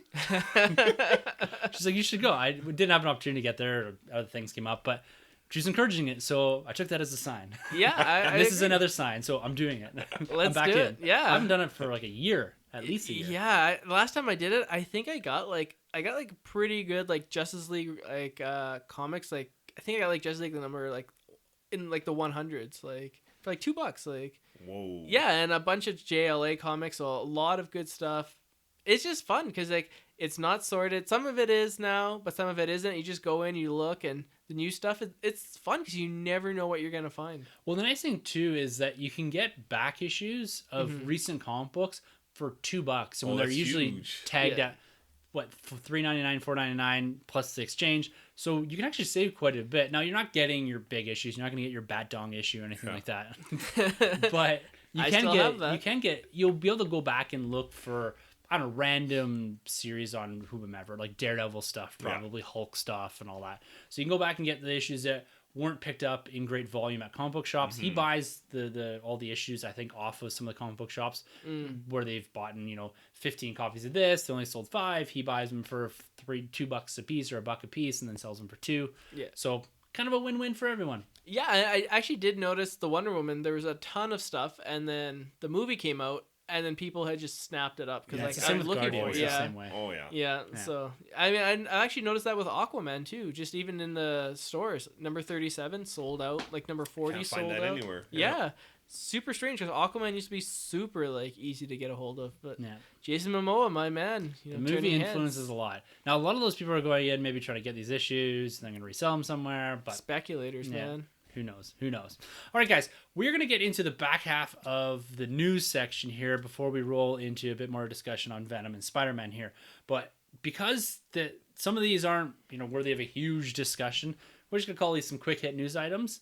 And I'm just going to run down 3 main ones here, and we'll just kind of toss this around the table a little bit, and then we'll jump into some of the Spider-Man talk. Cool. First one here is more of a reminder than it is a discussion point, and that is that Daredevil hits Netflix. Daredevil Season 3 hit Netflix tomorrow this time. So Friday, you're listening to this on Thursday. Hopefully it hits October 19th. You guys are going to be watching it. I know we kind of talked about this before, but are you jumping in right away? Oh hell yeah. Yeah? Yeah. Sunjay, do you have Netflix? No, I actually Netflix. I have more movies than Netflix. That's right. Yeah. So, screw you, Netflix. Take that and more money. No, I'm just kidding. No, I'm not. I haven't watched any of the stuff, but I'm kind of interested. Maybe one day I'll sit down and watch it. Yeah, I think they released them in Blu-ray, don't they? Yeah, they started to. Yeah. You can actually get them on Steelbook in the UK. So Right. Nice. Yeah. Nice. We got friends in the UK. Oh, nice. So if they're really good friends, they would buy that. Hit our dude up, Rob Wade of emotionally14.com. Perfect. Plug. Also, Iron Fist got canceled. Yes. Yeah. Yeah. So we'll not see. That's the first casualty of the Netflix era of Marvel. Yeah. R.I.P. Suffer from Iron the Fist. snap. Yep. Yeah, there Yeah. you go. Big news here. Ryan Coogler has signed on to Yes. direct and write Black Panther 2. Very, very exciting news. Oh, awesome. Wakanda forever. Let's Yes. go. Yeah. Yeah. So he's not coming back for Creed then? No, he's Well, producing. Yeah. He Okay. produced that. Yeah. I'm so glad though that he's coming back for Black Panther because there's rumored for a while that he wasn't. But after the success, obviously, of Black Panther 1, I mean, come on. Yeah, well, until bring it back. he leaves for DC. Yeah. Yeah. They We'll all see. do. Well, one. Sure, he had So offers. Oh, yeah. He's going to be a highly sought after guy. Oh, yeah. Oh yeah. And I'm glad that they've clearly, and I think Marvel, I'm saying this is, there might be some conjecture to this or whatever, but they seemingly reward for results. Mm-hmm. I'm sure he got a big pay bump for this, and he needs to be the guy that takes Black Panther post Avengers 4 Definitely. and really runs him into a new era of Marvel. Oh, yeah. Like, he had his time in the early part, not in the early part, but in the late stage of the cinematic universe as we know it now, pre-Avengers Infinity War, pre the big changes that are coming, and now let's reestablish him outside of that, his own pillar. Coogler's the man to do it. Super stoked about this. And sticking with the MCU here, Avengers 4 has officially wrapped. They went through 2 rounds of reshoots, and they're well into post-production. And the Russos tweeted another very vague image, this kind of bright colored, almost cosmic cube looking thing, and just with hashtag wrapped on it. So I'm expecting in the not too distant future, it looks like a title card to me. Actually, if you go just check it out on the Russo brothers Twitter account there, it looks like a title card. But I'm hoping this means that the title is coming soon. Yeah. He had Ruffalo running around on one of the talk shows, doing all kinds of crazy stuff. He put out there The Last Avenger, which is kind of cool. Yeah, that's not bad. Yeah, That's not yeah. bad. Yeah. It seemed to be too much of a parallel with The Last Jedi. Yeah. But Oh, the thing that yeah. I liked about The Last Avenger, and I threw a Twitter poll about this. I was thinking about That's it the right. other day, and I think Avengers Annihilation won quite Yeah. handily Okay, as well. yeah, that's a big one. Okay. Yeah, and I didn't have The Last Avenger on there, but the thing I like about The Last Avenger is a full circle. It comes from Captain America, the That's first the Avenger. first That's Avenger, that's right. true. Yeah. It's really that's a That's really true. cool arc and really cool kind of way to end it. So we'll see how this comes out. Yeah. I don't know. My expectation would be I can't remember when we got the first Infinity War trailer. I think Age of Ultron first trailer we got was in October, end of October. Okay. And the first Infinity War trailer, I believe, was sometime mid-November, towards American Thanksgiving. So we're within a couple weeks. I say we're in the time frame for a trailer or at least some reveal in relation to a film that's coming out May 2019. Those are some damn good trailers. Just thinking about it, those Yeah. two. Age of Ultron was a wicked Yeah. trailer, and then Yeah. obviously Infinity War. Jeez. Yeah. Yeah. Next yeah. level. Next level. Yeah, and I'm happy. I mean, hopefully they'll put it in front of Aquaman so we can see it in the IMAX. That would be unreal. Like They gotta. there has to be in there somewhere in front of Mary Poppins or something like that. They normally put it in front of like a bunch. Bumblebee even. Bumblebee. Yeah. Spider-Verse, go and see it. Spider-Verse, yeah. Well, you segue us really nicely, Troy, because the main ish topic we're gonna discuss tonight is Spider-Man. And we're gonna kick it off with the Spider-Man Far From Home set photos that we did see. Now, spoiler alert here, we're gonna give this about 3-4 minutes. So if you don't want to hear about Spider-Man Far From Home, just jump forward a little bit. But we got a glimpse of his new suit, and it's a black and red suit. Yeah. This goes on top of the stealth suit rumors that we've gotten in the past. But from your perspective as the Spider-Man guy on the podcast, how you feeling about the look here? It's not bad. It's not bad. It's cool to see, you know, like I mentioned just before, Amazing Fantasy looks like that kind of style. Yeah. You can always imagine it's like a dark blue, but it looks kind of like the black, obviously, Yeah. right? So that's cool. It takes hints from like the PS4 Spider-Man with like the white emblem going on. Yeah, on the back, You know, on the back there, and it even like surrounds the black on the inside on the front chest. So that's pretty sweet. I love the eyes, of course. I'm still feeling those Ditko eyes. And what I really like is it has like the Miles Morales kind of hands Yes. going Yeah, on that's too, what I right? saw. That's really neat. But all in all, man, I'm always a sucker for the classic. Just give me the blue and red. Yeah. Like that's what I want. I'm pretty sure we'll still get that in this film because they showed some, you know, some posters before. But And there's a set photo of him wearing it as well. exactly. Yeah. So that looks cool. The stealth suit is interesting. It kind of reminds me of the noir Spider-Man look a little bit. Very much. Yeah. But I'm sure maybe that's when he teams up with like Nick Fury or something. Yeah. Maybe that's why he's wearing that one. But all around, I'm excited, especially to see him and Zendaya. Yeah. Those are some cool photos. You know, she's Mary Jane, I'm guessing, now in this Yeah, film. I mean, MJ. they alluded to that. Yeah, that's right. I like it, man. Love it. Yeah, what do you say, man? I'm right there with you. Yeah. Spider-Man Homecoming was one of my favorite movies that the year it came out. I think it was Yeah. my favorite MCU film that year. I'm excited to see him continue, so I guess he comes back from Thanos' snap. Yeah, we knew that. Spoiler. Well, I didn't. The interesting thing about this that I find, like, I love the look of it. It reminds me of Miles Morales a bit. Yeah. But it looks Stark Tech-ish. Still. Yeah. Yeah. So either Stark built him a bunch of suits, or Stark's still alive. Or he could have done it himself, because like that's another thing they're underestimating with this character is that he is like a brilliant scientist. Yeah, they himself. haven't really gone too far into Yeah, that. Eh? yeah, they haven't, which is kind of unfortunate. Yeah. Yeah. Is in Homecoming? Is that the one where he watches the YouTube videos about electricity? No, that's Amazing Spider-Man 1. 2. And 2. Yeah. Sorry, 2. Yeah, Electro. He's like, dude's a scientist. Like he knows this shit. Like he knows how a battery works. Like why is he YouTubing it? He's in high school, man. He's focused on one thing. know, Gwen Stacy. I don't think he was in high school in that one. I He think. graduated. Yeah, from high he Amazing just school. graduated. Yeah. Internship or whatever. Oh yeah. Yeah, graduated at the age of 32. Yeah.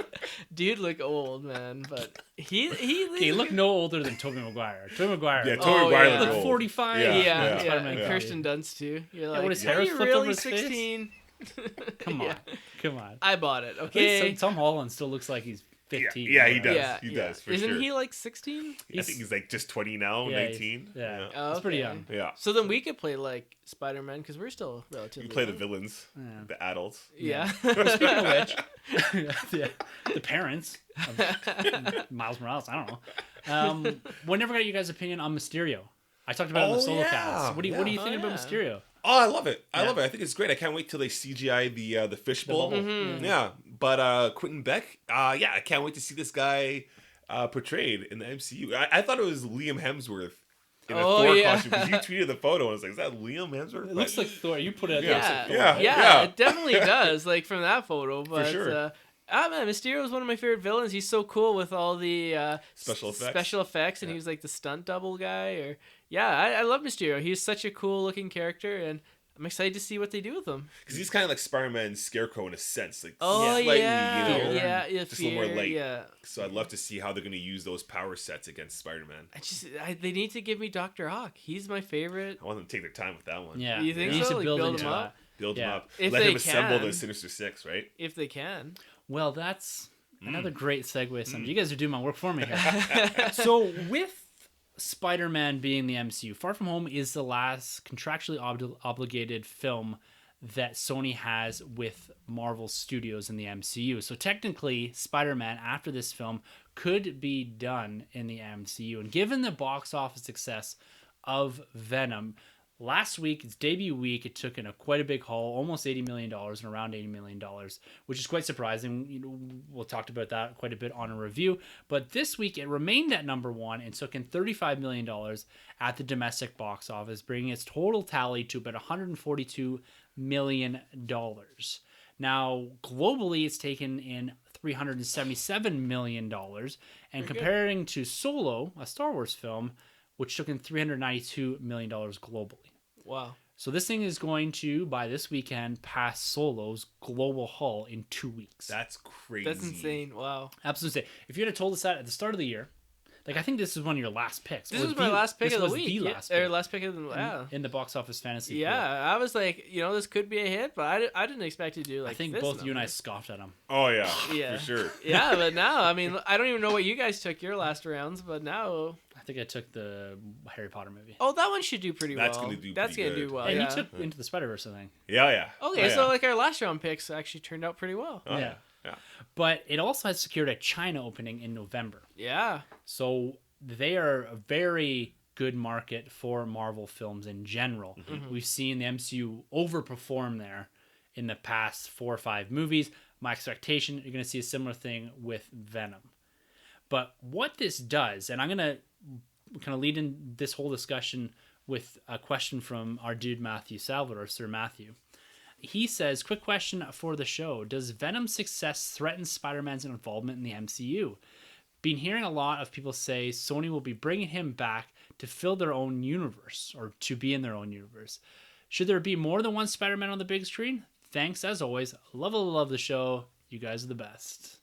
Matthew. Yeah, Sir Matthew. You are the best. Yeah, man. First of Thank all. you. And you've given us a great piece to kind of jump off of here.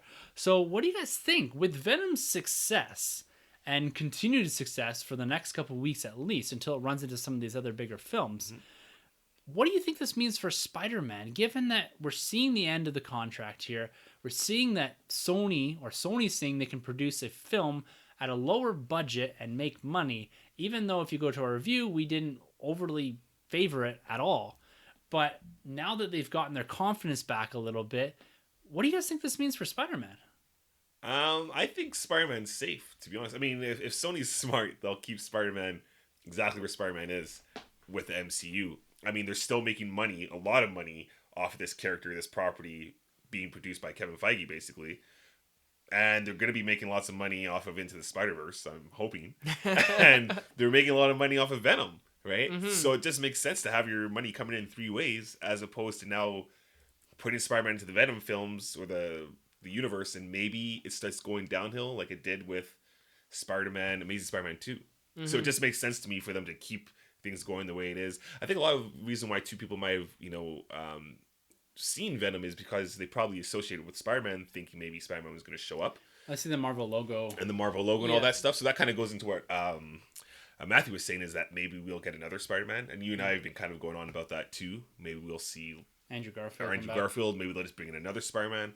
I'm not too sure, but I think if Venom did really, really bad even, then maybe Sony would have been like, we need Spider-Man to do this. As opposed to now it's like, well, we got a Venomverse and a Venom science going on right now. Yeah. Well, that's a good point, actually. One that I haven't really considered is they've proven that the Venom character can be one of the pillars of this universe. So, like you're saying, maybe they don't need to have Spider-Man come into this universe. Will it give it that much more of a bump? You look at Homecoming, it only did $115 million domestically in its opening weekend. That's still a lot. I say only. Yeah. But relative to Venom, that did 80, there's not you're getting a $30 million bump for having Spider-Man in there. And what are they getting from having him in the MCU? So I guess the big question is Venom enough for them? Is having multiple Spider-Man, like Matthew said, do you dilute the Spider-Man market by having Into the Spider-Verse? That looks like it's going to get a sequel. Yeah. I can almost outright say that already before we've even seen it. We've got Homecoming here. And then if they bring in another Spider-Man, is that too many Spider-Man universes running concurrently? I say no, because they're not all Peter Parker. You got Miles Morales, which is his own character. I don't know much about the guy, but I know that he's different than Peter Parker. And maybe that's something that Sony can do, is say, okay, Peter Parker's at the MCU. Let's use Miles Morales. Let's use Ben Reilly. Let's use someone else that has taken the Spider-Man. Let's use Spider-Gwen. You know, they could do that. She's a huge character. She's popping up in Into the Spider-Verse too. Yeah, so I mean, maybe they'll do Spider-Ham. Well, maybe not, but and why don't Sony just build that up? You know, say they use Spider-Gwen. Okay, that's Spider-Man in that universe.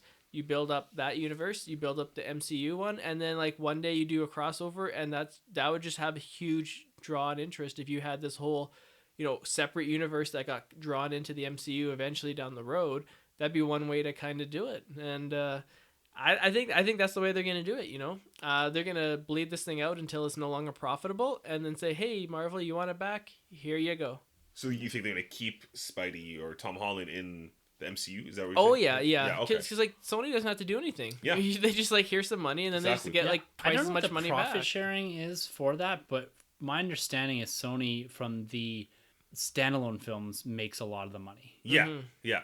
and the tie-in films not as much. Like the Avengers, not as much, which makes sense. Yeah. Yeah, But it's the event they're using that as a way to leapfrog exactly. Spider-Man to new heights and all that. Exactly. People love the connectivity of it all. Yeah.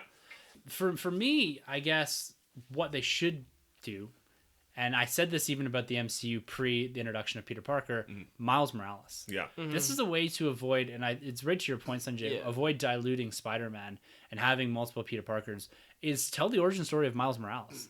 Tell that on the big screen. Right. Use that as your Spider-Man. As the next step. As in, like, not in the MCU, as Sonyverse. Oh, as the Sonyverse. Like, if they want to okay. leverage that character, Right. do Miles Morales. Yeah. You know, you diversify the character. He's got he's got a slightly similar origin, but Yeah. slightly different. Yeah. You can use different characters. Prowler. You know, there's Yeah. a huge back catalog of characters there. You've got the Ultimate Universe to pull from Oh, it's huge. on this character. Yeah. And it's a fresh take. It's not another Peter Parker. It's not another Uncle Ben story. You know what I mean? Like, they Yeah. didn't go that direction in the MCU, but we've seen Peter Parker 3 times now. Yeah. Yeah. And we're going to get Miles Morales into the Spider-Verse. If he's a successful character, and I don't know if they're using that as a testing ground for, Right. is Miles Morales a draw for people, being the headliner? Do that in the Sonyverse. You don't have to worry about yanking Spider-Man That's out. right. But you can still have spiders. You have your cake and eat it too. That's right. Yeah, That's yeah. true. You know, there's a lot you could do there. Yeah. And Miles Morales' character is a fantastic character. Awesome. They teased him a little bit in Homecoming Ah, yes. with Donald Glover's character, Yeah. Prowler. Yeah. Aaron Davis. Yeah. But I think that's the way they have to do it. And to me, that's the only way to do it. Yeah. Why would you put, like, this Spider-Man in the MCU can fund your Spider-Man Exactly. universe? Yeah. Exactly. Yeah. Yeah. That's It right. just doesn't Yeah. make sense to you. So Right. I think they can survive having multiple Spider-Man universes or multiple iterations of the same character running. They do run the risk of diluting a little bit, but if they make the character distinguishable enough from the other iterations that have come before and that are currently running, I think they could run away with this thing. Sony's got a real opportunity here, and Amy Pascal cannot blow this. Yeah. Or Avi Arad. Yeah. But Yeah. my biggest thing is what happens if the sequel of Venom fails? Because right now it's like it's all good, everything's cool. Sony kind of fluked out. But if Venom bombs the next time around, no Spider-Man, Carnage isn't really that great. Well, spoilers. Yeah. There's got to be a base assumption there. Like Venom Carnage. Yeah, it's there. Yeah. Well, you know, I guess Morpheus, the living vampire, is the next one. Right. Does Sony? They still have Blade? No. No, That's in because do you Marvel. remember that animated series? There was like an Oh, yeah. episode where Blade and Morpheus, Morpheus, yeah. Morpheus turns into a good guy. Yeah. And it's like him, Blade, and Black Cat like hunting vampires. Yeah. Like how cool would that Yeah. movie be? Yeah. Yeah, that's right? awesome. Get But Blade back. They're so diverse in what they want to do with this. Like Kraven the Hunter, Venom, and Morbius, or what is it? Morbius. Morbius, Yeah. yeah. Yeah. Like there's it's all like the over the place. monster universe, right? Kind of Yeah, trying to kinda. pull together something like that they don't have. There's this going thread that they're connected through a character that we're not going to see or potentially not Yeah. seeing. That's right. Yeah. But then trying to connect those universes up, it feels very piecemeal. It feels very forced. Right. And you don't want that as your universe. You want to feel a bit more natural. And you want to go... I know we've already gone extreme cosmic, not quite cosmic, but above grounded. But you don't want to be trying to make these loose links and then saying, like, okay, we're going to team up Kraven the Hunter, Morbius, and Venom to fight Yeah. the Sinister Six. Like, no. No. Yeah. but No one it- wants that. But is that their end game? Like with Marvel, their end game was the Avengers. Right. yeah. With DC, it was supposed to be Justice League. is Sony's endgame that they team up, or maybe they just do solo films and they never interconnect. They seem, I guess, to me, the perception I get is they want a universe. So And what if what form that takes, I don't know. So what if this has happened? So they're like, okay, so you got Morpheus, and then you got Kraven the Hunter. Then Morpheus, that's like a hybrid. Yeah.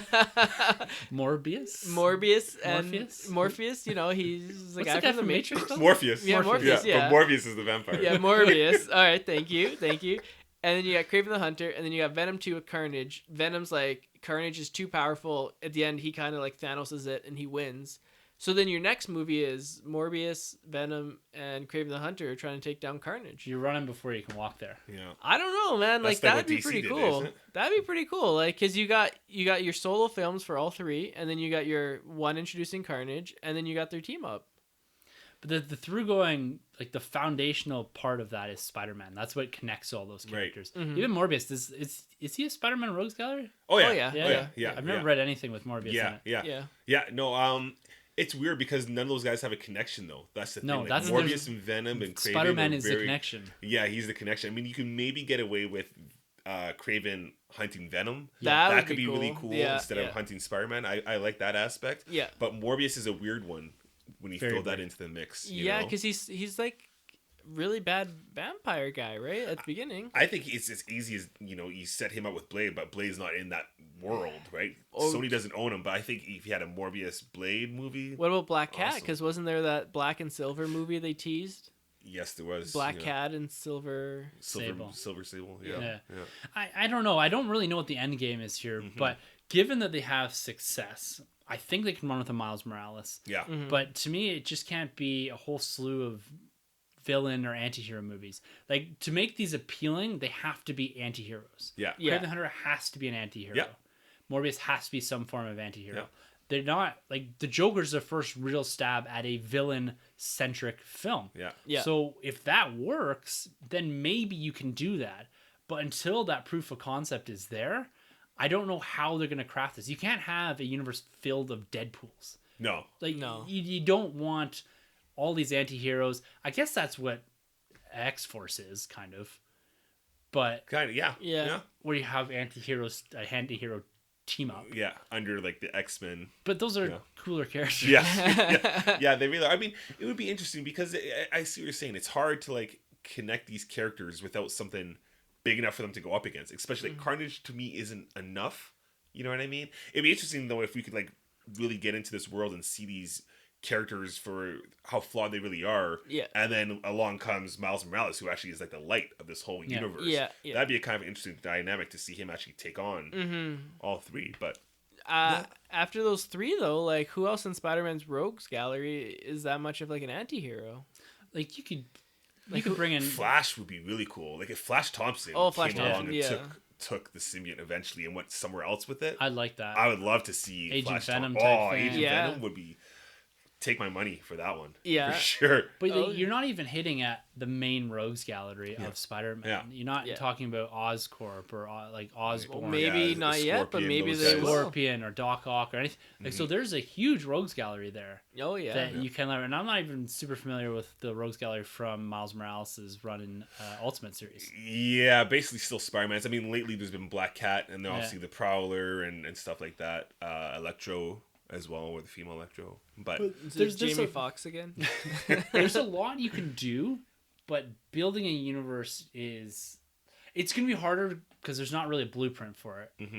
DC and Marvel have built or are building and have built their universes around heroes Yeah. primarily, and the anti-hero thing has kind of been attack on, and it's really only been done successfully by Fox. Yeah. You could even Yeah. consider like Wolverine or Logan is a hero, but he's not the altruistic Captain America Boy Scout type hero Right. that we're used to. That's your conforming idea, right? You Wonder Woman, Batman, they're all kind of the same, right? Yeah. But I would generically. I would say like Suicide Squad, Yeah, fair enough. anti-heroes. Yeah. Yeah. It wasn't successful work. audience or critics, but on the box office, you gotta remember it made over $300 million. yeah, Yeah. Oscar winner too. Oscar winner, the only one in a connected universe to win an Oscar. That makes me money. But that's okay. But the nice thing or the crazy thing about all this is that we went from a world where Spider-Man was concentrated in the MCU to now having the potential for another universe, another Sony's Marvel, like, because they named it already. Sony's connected. World of Marvel or Marvel? Wow. It's like whatever. some key or something. It's super weird. C Yeah. or something. I don't know. Weird. It's like Sony's Marvel connected characters or something. I don't Universe. know. Who knows? Yeah. Weird. It's something like that. So they have ambition to do something like that. They've clearly taken or are trying to take notes from Feige and the MCU. So there is potential there. But I think I threw this out on Twitter when we were talking about the big box office. I said, okay, now they need to pause. Yeah. We can make money. Pat yourself in the back. Yeah. And let's go back to the drawing board and let's produce quality over quantity Yes. to begin with. Grow your universe. Walk before you can run. Or hell, crawl before you can walk. But I ask you though, because if you look at the audience score on Rotten Tomatoes, this thing's at like 90%.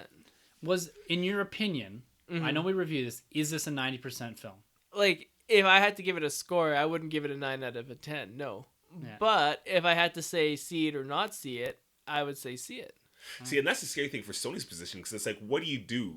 Like, I just smirked and laughed kind of, and I said is a fluke, right? Yeah. But seriously, what do you do as executive producers now? Because it's like, do you make the same kind of movie next? I see, Like, yeah. is the audience gonna like the same kind of movie, part 2, or do you want to appeal more to like us people being pretty critical on the film and give us something different? It's Well, kinda that's your tough. Amazing Spider-Man 2. Exactly. issue, Yeah. Is that you go full bore, oh my god, we have a universe, let's do it. Yeah. And you pump out Venom 2 and you don't put the effort into it, the time into it. You want to say, we need to hit a 2020 release date sometime in February. Yeah. You've got a year and a half to make this film, or half a year to put it together, a year of production, get this thing out, boom, boom, boom. Yeah. That's where you run into the problem. Yeah. Is if they see the dollar signs, okay, we put 100 million into this, we've got a return already of 330. It's got another 3 weeks at least running in the box office with some momentum. This thing could clear $500 million, Absolutely will. $400 million profit, knock off another 100 for marketing. Yeah. Boom, you got a $300 million take there. Yeah. That's a lot of friggin' money. Yeah. Off Yeah. of Venom. Yeah. So my fear is that they're going to run with this. Yeah. And run with Kraven the Hunter and say, look, we can make money off these anti-hero types. I want them to be successful, but also want quality. For sure. Yeah. Like at some point they'll just trip over themselves and they're going to fall in the same hole if they produce films of the consistently produced films of Venom quality, in my opinion. Transformers. Yeah, Yeah, exactly. yeah. Those things were making billions of dollars. Well, they were, Yeah, but they're they're starting to huge. go down now, Yeah. right? Yeah. And they've had to go back to the drawing board with Bumblebee and revamp it. Well, Right. they've revamped it back to the original. Yeah. Like it feels a lot like the original, Right. a bit more personal, character driven. So it's interesting. Yeah. Is Bumblebee like a reboot, or is it like a continuation of the base series? Same universe, I think. Yeah. Prequel, Okay. but the formula's changed. Right. It's not about the bombastic Michael Bay. Yeah. It's smaller. Yeah, I Yeah. think it's Smaller. simpler. Yeah. A girl in her I'm car. excited Yeah. for it. Yeah, me too. I'm actually quite pumped for it. Yeah. Yeah. Good trailer. Yeah. Reminds me of that original. It's like Sam Witwer and his car. Yeah. Like I Yeah. like the Right. first one. Sometimes It's the good. car finds the driver. Gratuitous ass shots. Yeah.